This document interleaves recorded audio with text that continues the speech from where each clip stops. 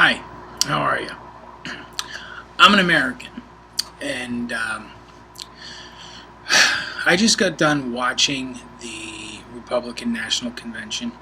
I've been watching it for 3 nights now, and well, I saw Mrs. Romney speak. I saw Paul Ryan speak. I saw Clint Eastwood tonight, and I saw Mr. Romney speak. Um, you know, And I watched Barack Obama speak. He's extremely well spoken. He's gregarious. He's easy to listen to. One of the problems that I have is that Mitt Romney stood there and he has what I like to call John McCain disease, where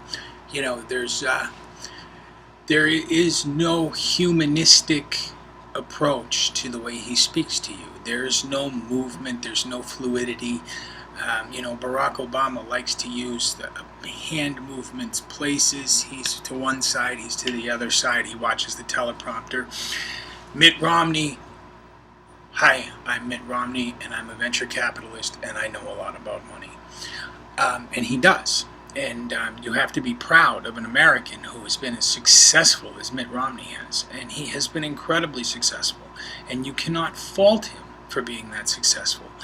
I wish that I was that successful, and I think everyone in America wishes that they could make $20 million a year just on their investments. The thing is that Mitt Romney is running for president, and Barack Obama is running for re-election. Neither one of these guys has been able to tell me or tell you how they're going to make this work.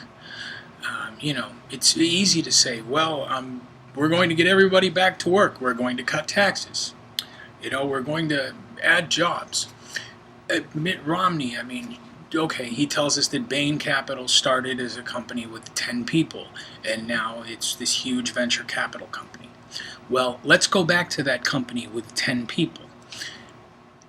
How do you grow that 10-person company?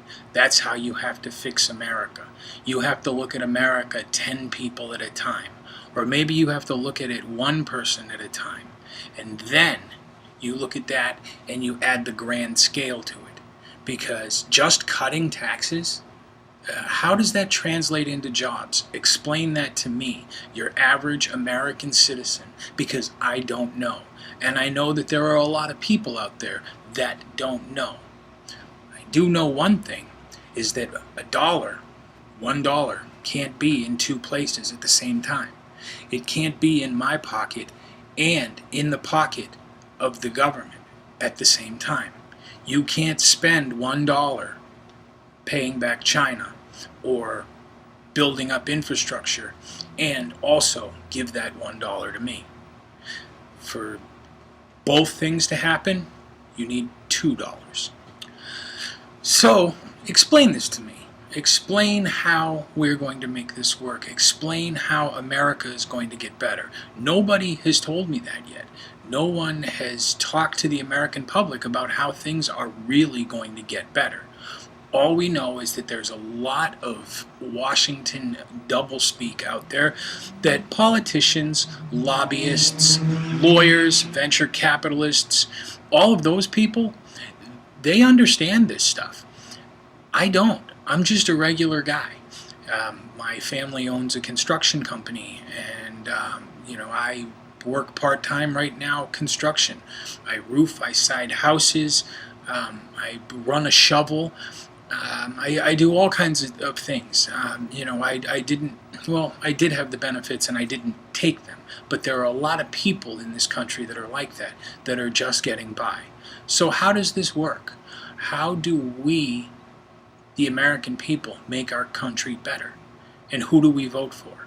Nobody has told me who to vote for yet. What if I'm not a Republican? What if I'm not a Democrat? What if I'm just, and maybe I'm not independent either, because independent means that you have to be Tea Party and Ron Paul. Maybe I'm not Tea Party and Ron Paul. Maybe I have no idea who to vote for right now. Maybe I'm just a regular guy, and I'm going to walk into that voting booth, And I don't have a Republican, I don't have Democrat, I don't have either of those labels pinned on my sweater. So who am I going to vote for? Because I'm just going to vote for the best guy for the job. Well, neither guy right now has told me why he is the best guy for the job. Has Barack Obama made things better? I don't know if he's made things better. I do know that unemployment is still huge and high. And this is the thing, okay? When, these people out there in the United States of America who do all of these surveys and they do these, well, is this true? Is that not true? I mean, you have companies out there, that people like me have I'm not involved in, I don't know anything about. And these are companies finding out, well, Paul Ryan talked about this factory that was closed. Well, now they're saying that, well, that wasn't the truth. Actually, the factory was scheduled to be closed under George Bush anyway. And, there was quote unquote a contract that was still being fulfilled. And sure, under Obama it closed. But so they're saying that Paul Ryan lied. I don't know if he lied or not. And it's not really that important to me. What's important to me is that self-employed person in the United States of America. If you don't know this, if you are self-employed, if you own your own business, you, as the boss, as the president, the CEO, whatever, you do not have the ability to go and claim unemployment. So if you go out of business, you're screwed. And, it's the same thing. I mean, what if you're just a small, home improvement company? You don't have a pension. You don't have a 401k. You don't have all of these things that if you work in a government job or you work for a big corporation. What if you don't have any of those benefits? Do they count us? No, they don't count the guys who are self-employed who are now unemployed. So maybe unemployment's higher than we really think it is. I just would really like to know what is going on. I would like to know how our country is going to get better. I would like someone to say to me, this is how I'm really going to fix it. And I don't want to hear about infrastructure, and I don't want to hear about student loans. I want to feed my son. That's what I want to do. I don't want to hear any rhetoric. I don't want to hear any Washington doublespeak that I don't understand. Because believe me, you can explain it in layman's terms to me as an American. Somebody explain this 2,000-page healthcare plan. Tell me that if I need to go have surgery on my knee, how am I going to pay for that? Okay? You want to talk about welfare? Okay.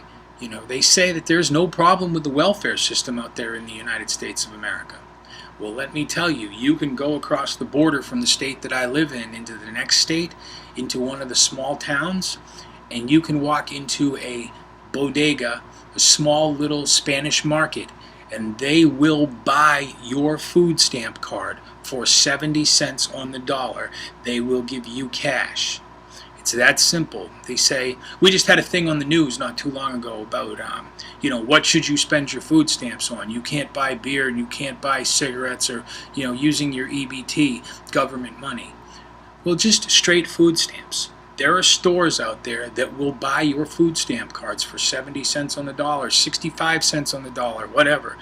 And when they buy those, the people selling those, who get those, they aren't doing good things with the money. Because if they were, they would just buy the food. No, if they're getting 70 cents on the dollar, then something isn't right and they're doing something bad with the money. But they say, oh, the welfare system isn't broken. Believe me, the welfare system is broken. You don't believe that? Come and live in the real world for a little while. Come and spend some time with me. Some people will tell you that I'm not a good guy. Some people will tell you that I'm a great guy. But I know a lot of people, and I spend a lot of time on both sides of the fence. I come from a very good family, but I also have spent some time on the bad side of town, let's just say that. And I will tell you that government money, government checks, people abuse the system. Unemployment, they abuse that. Medicare, they abuse that. Let's see, workman's comp, they abuse that. Insurance fraud happens every day, and we don't pay attention to any of that. People will tell you that, work for welfare. I can show you a whole city of people who are on welfare who do not work, who get their check, and for the most part the money's gone the next day.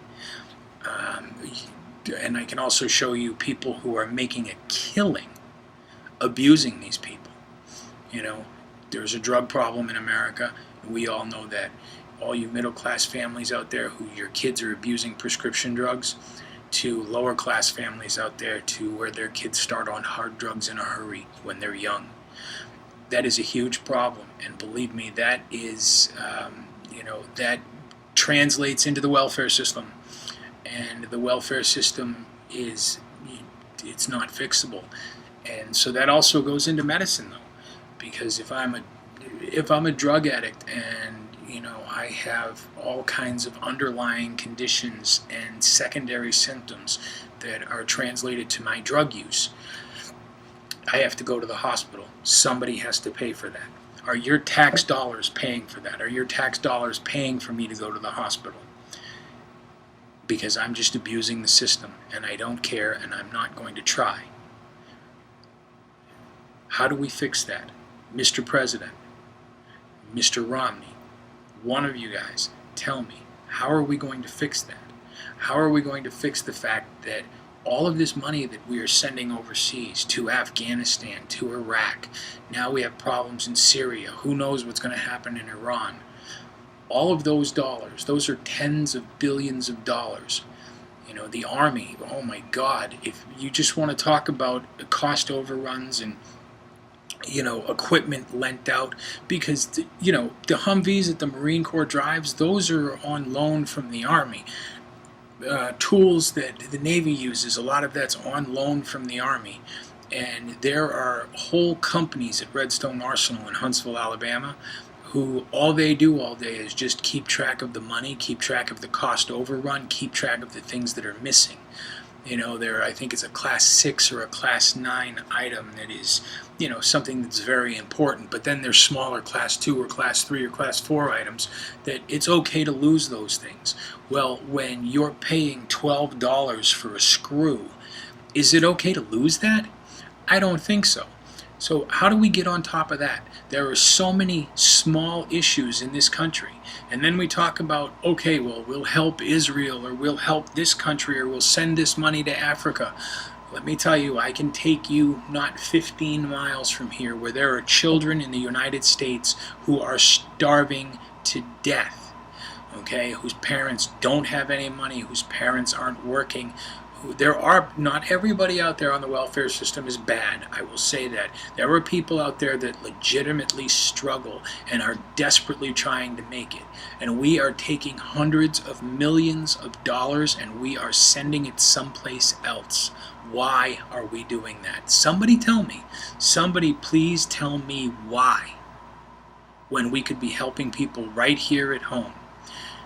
USA for Africa, great. But how about USA for USA? That's what I want to know. Somebody, please. Mr. President, Mr. Romney, Ron Paul, anyone, please tell me how you're really going to fix this.